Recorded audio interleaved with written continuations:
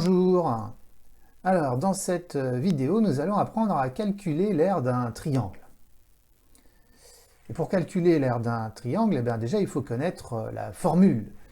Alors, la formule est base fois hauteur divisé par 2. Donc, une fois qu'on connaît cette formule, il faut être capable de repérer sur le dessin la base et la hauteur. On va commencer par la base. Donc en fait, la base va correspondre à un côté. Et on peut choisir le côté que l'on veut. Donc on peut très bien choisir le côté BC, le côté AB ou le côté AC.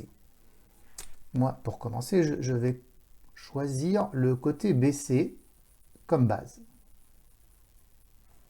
Voilà, donc là j'ai repéré une base. Et maintenant, il faut repérer la hauteur. Et maintenant, on n'a plus le choix. En fait, il faut repérer la hauteur qui correspond à la base qu'on a choisie. Ici, le côté BC. Dans une précédente vidéo, j'expliquais comment tracer une hauteur dans un triangle. Donc, il va falloir utiliser l'équerre, aller mettre l'angle droit sur le côté BC, faire glisser cet équerre pour passer par le sommet opposé, qui ici est A. Et maintenant, on peut tracer la hauteur qui correspond au côté BC. Voilà, donc une fois qu'on a repéré une base et la hauteur correspondante, eh bien on peut se lancer dans le calcul. Donc là, je vais réécrire la formule. Alors ici, eh bien, les longueurs ne sont pas indiquées, mais très souvent dans les exercices, les longueurs seront indiquées soit dans l'énoncé, soit sur le dessin. Donc là, je vais me contenter de les mesurer. Alors, le côté BC, je mesure à peu près 10 cm. Et la hauteur qui correspond à ce côté mesure à peu près 6 cm.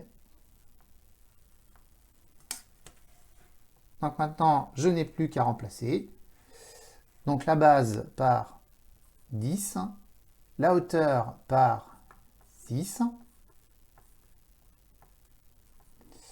Et je vais terminer mon calcul. Donc 10 fois 6, 60, divisé par 2, et je trouve 30. Alors 30 quoi? Donc j'ai choisi comme unité de longueur le centimètre.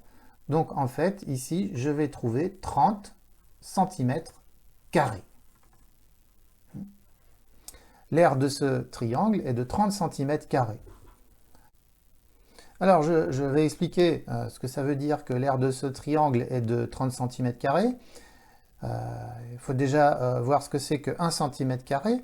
Eh bien 1 cm², c'est l'aire d'un carré de côté 1 cm. Et ici, comme les petits carreaux de mon ardoise font 1 cm de côté, eh bien 1 cm², c'est l'aire d'un petit carreau. Ça veut dire que dans ce triangle, on pourrait loger 30 petits carrés comme celui-ci. Voilà ce que ça veut dire que l'aire de ce triangle est de 30 cm². Pour terminer, je vais revenir sur l'histoire de la base. Donc on peut choisir le côté que l'on souhaite. Par exemple, j'aurais très bien pu choisir le côté AC.